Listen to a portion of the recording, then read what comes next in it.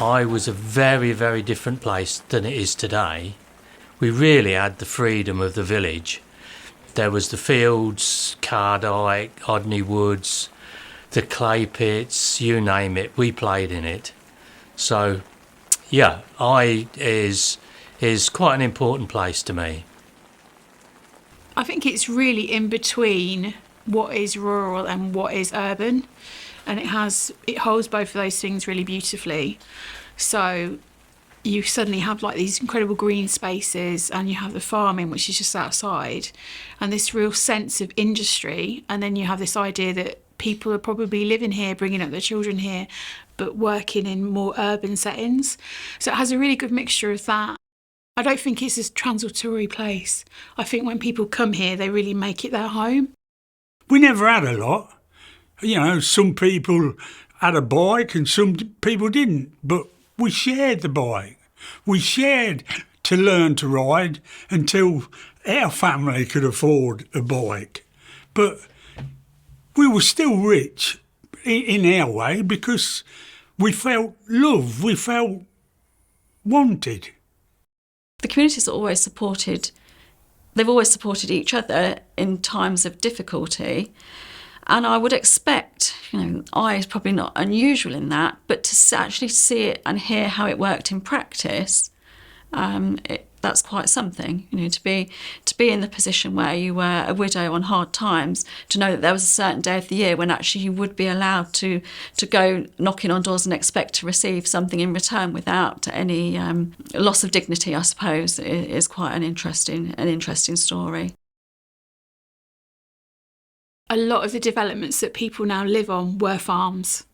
So farmers got to a point where they sold that farmland, and it's become the developments that people are now living in, the new estates.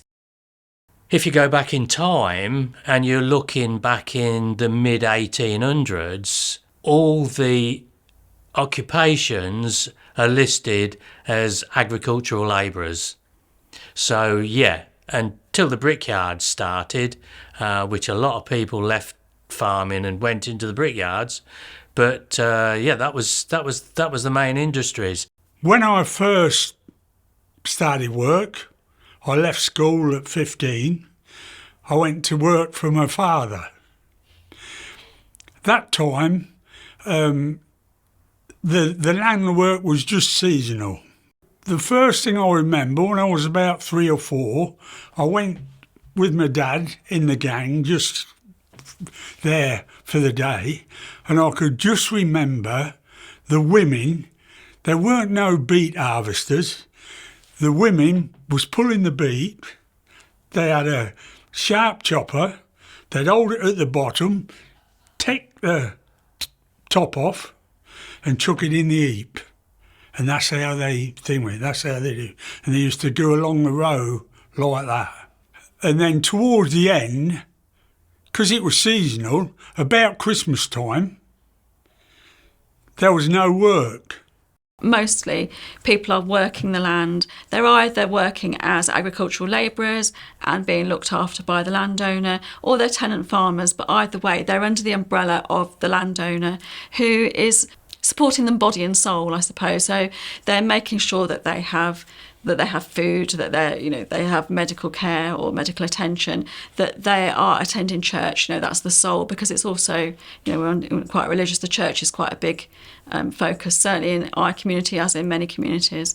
But obviously as time goes on, it's suggested that those bonds weaken. Certainly we know, when we think about industrialisation, people are moving away from agriculture and into more industrial type occupations. Certainly with specifically it's the brickyards, and the brickyards are taking over some of those functions. Well, the brick pits started, first of all, down Green Road. They were the first ones, and they ran out of clay there, so they moved up to what was the brick pits in Northam. You're going back to late 1800s, early 1900s. They built the kilns and all that sort of stuff on the site at Northam. But later on, what happened was the clay, they'd basically reached the bottom of the pit. They were starting to find boulders. So with that and the fact that clay, which was Oxford clay, became too hard to burn. So it became too expensive to manufacture. So what they did was they had Star Pit at Dogsthorpe. So they decided to bring the clay from Dogsthorpe to because the kilns and everything were at Eye. So they built the ropeway to carry the clay from Dogsthorpe to Northern Works. When you used to see the clay coming all the way from, it weren't far, but it was, they used to come all the way from Dogsthorpe to Eye, and you'd have a bloke at the other end with like this hook, and you had this big bucket full of clay, and he'd flick it like that, flick the old bucket over, drop the muck. The bucket used to clip back up again, and it used to go back to Dogsthorpe. It was quite a feature of Eye, and you could hear the buckets travelling along it all the time. You could hear there was a hum and then a rumble as it went over the wheels down Hodney Road, and then into Northern Works. The brickyard was always something going on, even if you hadn't got nobody to play with, and you went over the fields, over the knoll, what we call the knoll. You could walk around there and you could watch them bringing bricks out. They used to have a barrow with one wheel at the front. They used to have 105 bricks on. They'd bring them out of the kilns. They'd put them in a truck, a railway truck, stack them in, and then they'd go to Grantham or wherever. And my relations used to have lorries going in the brickyard, getting loaded up, and it was when they was building Grantham, and they used to take bricks to Grantham.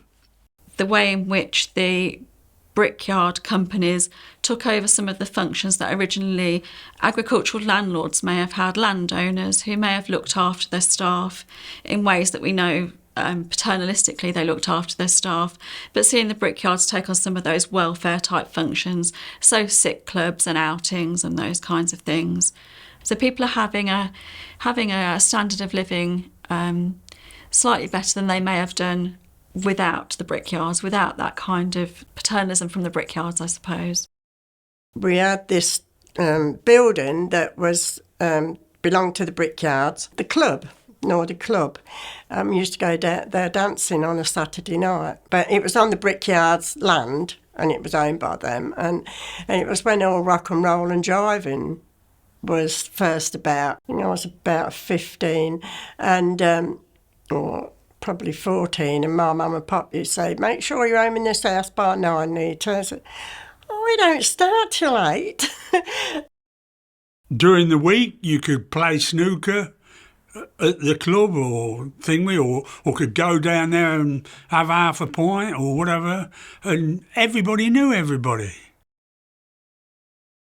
The station was opened in 1866, and originally it was a single track, and it was doubled around 1900. There wasn't a massive amount of people traffic. It generally originally thought that it would be for commercial, but of course with the lines joining up at March and places like that, it also gave access to the coast. The Spade and Shovel used to organise an outing to the coast. The village would almost be deserted, with families getting on the train and having a day out at Unstanton. A lot of families used to get packed up and with picnics and that, and we used to get on the train and go to Sunny Honey. And it was a regular thing, and it was really lovely. And the line was called the Crab and Winkle line. That was the thing, just to go out for a day, because people didn't really go on holidays when I was growing up. They'd probably go out to see relations and do all that, but to go to the seaside for a day, it was brilliant. Everybody got dressed up to go to the seaside. They didn't think about wearing scantily dressed, clothes and stuff like that. Everybody got dressed up. I think some ladies even wore a hat.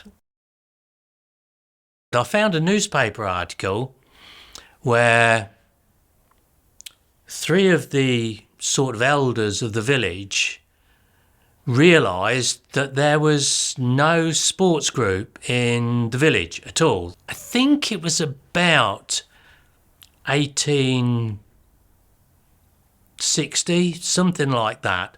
So these people, and George Moore was one who was a JP and one of the gentry of the village, along with several others, all farmers, all money people, decided to start up a football team. There was 2 teams that they started at different times. Wasps was one. Later, of course, Northern Star was the main football team, and that started up because of the brickworks. Northern Star played at up on Tebbs's Field, which was part of Eastwood Farm. And the field was partitioned into 2. There were iron railings down the centre, and there was corn one side and the football field the other. And they played there till about 1959.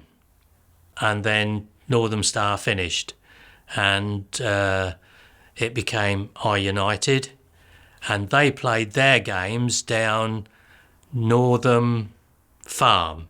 And I can remember when I was probably about 10, used to cycle down to Northern Farm to watch them play down there. And there were no changing rooms at one time. They used to meet at the Red Lion. We used to get on the bus and go with them to their away matches. Helpston, all round Peterborough. And I United were a very, very good team and won loads of trophies.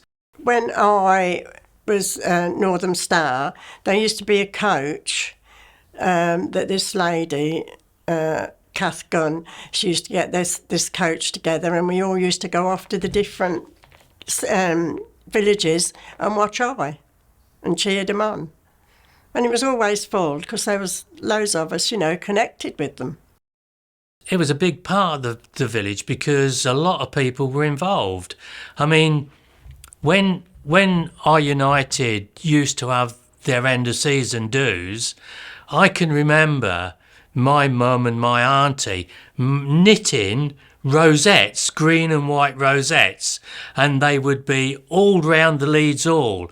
I can remember my mum getting pictures of footballers out of books and magazines and cutting them out and colouring them green and white. So everybody was involved. It was a community thing. The community spirit is coming back, I think, because there's always something to do. There's always somebody putting out there something. I mean, the I magazine, I think that's fantastic what they do. I mean, when we was kids, you had one sheet of paper, that's old, but you still look for it, but this is like a booklet. The brickyard's altered now. We've got a nice nature reserve. You go around nature reserve, I'm not going to say there's plenty of birds and thingy, but it's nice to be round there. It's where I came from.